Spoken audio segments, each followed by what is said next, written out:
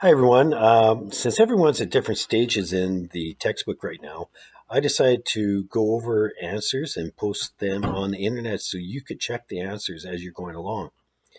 The first group of questions we're going to take a look at are on page 244. They're communicate questions.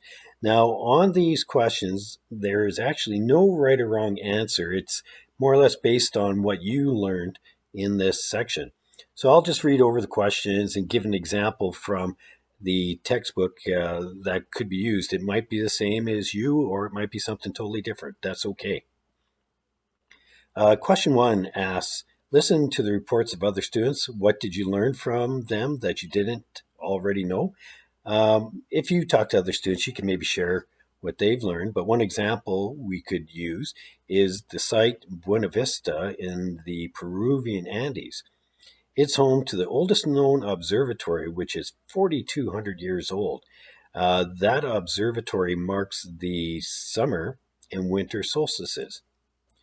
Question two, what was the most interesting thing you learned about how other cultures explain the seasons? An example comes from the book where the Chinese have had a very long history of astronomy. They have an observatory that there's a record of a solar eclipse that occurred in 2137 BCE.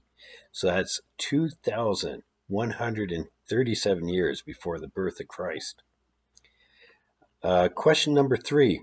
Think about what you observe around you that lets you know there is a new season. If you could use your observations, how would you let others know there was a new season? Now, right now, we're encountering a change of season. We just passed the first day of spring, and I'm sure outside you're noticing quite a bit of change. Snow's disappearing. You might have seen robins around lately. Last couple days out at the lake, I've noticed a lot of the sparrowhawks are back, the crows are back. So usually birds are an early indicator of a season change. So in the next few videos, I'll just go over different pages and that, and I'll post a new video for each page.